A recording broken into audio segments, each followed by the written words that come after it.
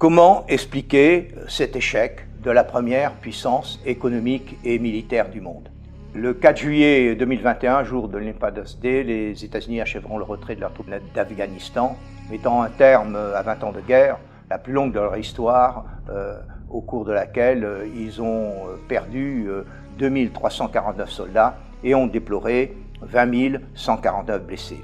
Pour effectuer ce retrait dans les conditions les plus honorables possibles, les États-Unis ont initié en septembre 2020 la énième négociation intra-afghane avec les talibans. Mais pas un seul observateur de bonne foi peut penser que les talibans prolongeront ces négociations après le 4 juillet. Pourquoi? En Afghanistan, les États-Unis ont été confrontés à une guerre révolutionnaire dans lequel les objectifs religieux des talibans se sont entremêlés avec les objectifs mafieux des trafiquants d'opium. Pour financer leur guerre et pour s'attacher la complicité du milieu rural, les talibans ont fait des producteurs et des commerçants de pavots des compagnons de route alors qu'ils les exécutaient avant l'intervention américaine.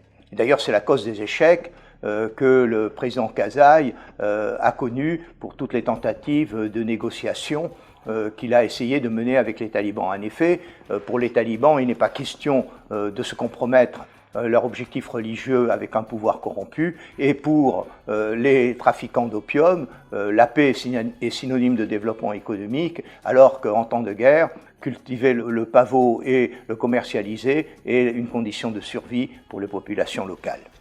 Même la représentante spéciale en Afghanistan de l'ONU, Madame Lyons, n'y croit pas. D'un côté, elle salue en qualifiant d'avancée la simple constitution par les deux parties d'un comité chargé de discuter de l'ordre du jour, alors que dans la seconde partie, beaucoup plus longue de son intervention, elle s'inquiète de la violence incessante qui règne en Afghanistan et qui met en cause la paix. Elle souligne qu'entre le 13 juillet et le 12 novembre 2021, 9600 atteintes à la sécurité attribuées aux talibans ont été recensées sur tout le territoire de l'Afghanistan. Elle souligne également qu'en octobre et septembre 2020, les engins explosifs improvisés ont causé 60% de plus de morts qu'à la même période en 2019. Au dernier trimestre 2020, le nombre d'enfants victimes de violences a augmenté de 25% par rapport au trimestre précédent. Les attentats contre les écoles ont été multipliés par 4.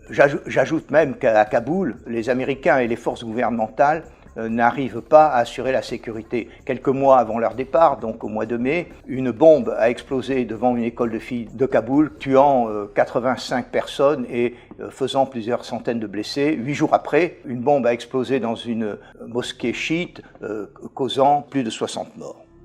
Comment expliquer cet échec de la première puissance économique et militaire du monde?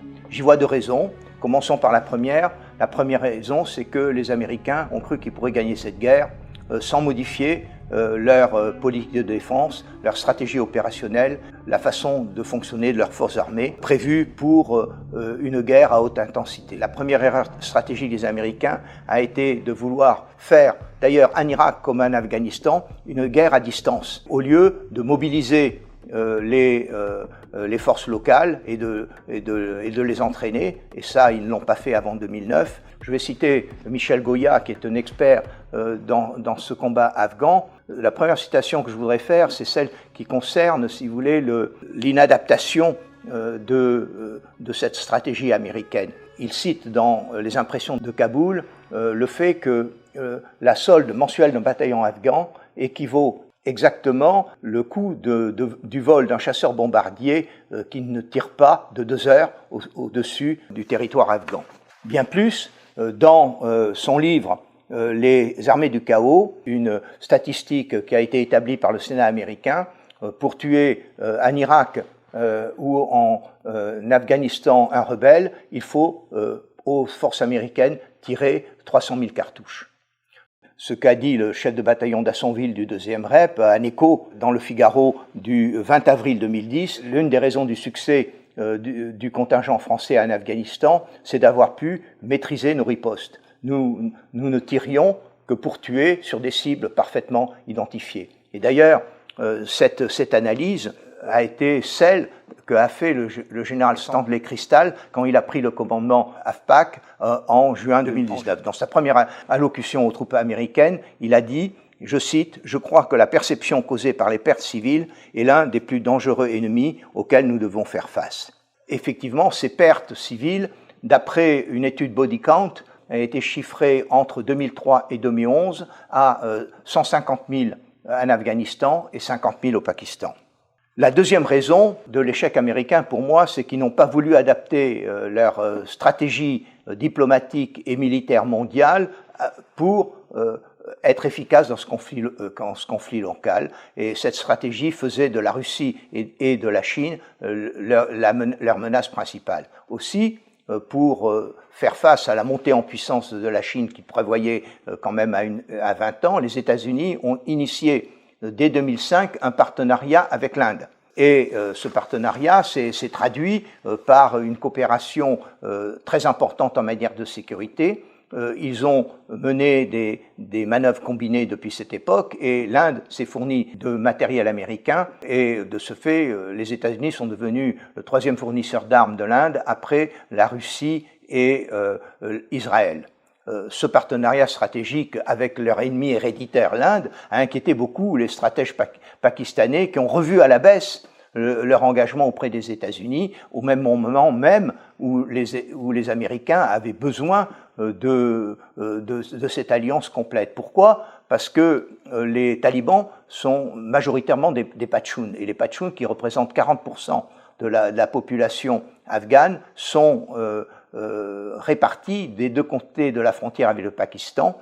Et donc, les dirigeants pakistanais n'ont jamais voulu s'attaquer vraiment aux zones refuges des talibans au Pakistan. Pour eux, si les talibans revenaient au pouvoir à Kaboul, il est essentiel qu'ils soient leurs alliés. Parce que pour les stratèges pakistanais, l'Afghanistan offre la profondeur stratégique qui leur manque face à leur ennemi héréditaire, l'Inde. En se rapprochant de l'Inde, les Américains ont ouvert la porte à la Chine qui s'est empressée de signer un partenariat militaire et économique avec le Pakistan. Ils ont développé une importante coopération dans ces deux domaines. Depuis 2013, lancement du programme des routes de la soie, le Pakistan est le site phare de ce programme et le corridor industriel actuellement en construction de 3000 km de routes, de voies ferrées, d'oléoducs et de gazoducs représente un investissement de l'ordre de 62 milliards de dollars. Les Américains ont refusé, juste après le 9/11, l'aide de la Russie que Poutine a voulu proposer, et d'ailleurs Poutine s'est même déplacé à Bruxelles pour rencontrer le secrétariat général de l'OTAN et lui proposer de mettre à sa disposition au Tadjikistan la 201e division de fusiliers motorisés russes qui y stationnait et en Ouzbékistan la base aérienne qu'il possédait. Pour les Américains, s'allier avec les Russes alors que c'était le seul, à cette époque-là, ennemi capable de justifier le budget militaire américain à cette époque était quelque chose d'impossible. On voit que 20 ans plus tard, ce n'est plus la même chose et que la rencontre Biden-Poutine qui vient de se passer à Genève montre que les Américains, et là je partage l'analyse de Renaud Girard dans le Figaro Vox, que les Américains veulent absolument éviter que la Russie s'allie avec la Chine. Renaud Girard pense d'ailleurs, comme moi, que c'est la raison de cette rencontre et de faire face ensemble à l'accroissement de la menace de la Chine qui inquiète également énormément la Russie à cause de la Sibérie. Certes, cela ne se fera pas en un jour, mais ça permet d'identifier l'incapacité des dirigeants occidentaux, comprendre l'impact régional de leur stratégie à long terme sur les conflits locaux qu'ils entreprennent. Macron devrait s'en inspirer, plutôt de rechercher désespérément l'appui significatif des Européens sur le Sahel que l'on essaie d'obtenir depuis 10 ans. C'est de la Russie que nous avons besoin pour faire face à l'islamisme. J'ai écrit en 2011 et publié un livre « Russie Alliance Vitale » où je montre que la Russie est notre meilleur allié objectif pour faire face à l'islamisme et à la montée en puissance de la Chine. Que ce soit le président Sarkozy, le président Hollande et le président Macron, ils se sont lancés dans des opérations militaires, mais sans mettre en place la stratégie diplomatique qui aurait permis de transformer ces victoires militaires en succès politique. En conclusion, au moment où les Américains quittent l'Afghanistan, on s'aperçoit que les Occidentaux, finalement, ne seront plus présents dans cette Asie centrale, dans lequel les Britanniques, depuis le milieu du XIXe siècle, avaient établi leur domination. Il est important qu'on en tire les leçons de cet échec en Afghanistan, et au moment où la France est en train de repenser sa stratégie Barkhane au Sahel, les enseignements tirés de cet échec en Afghanistan, j'espère qu'on le prendra en compte.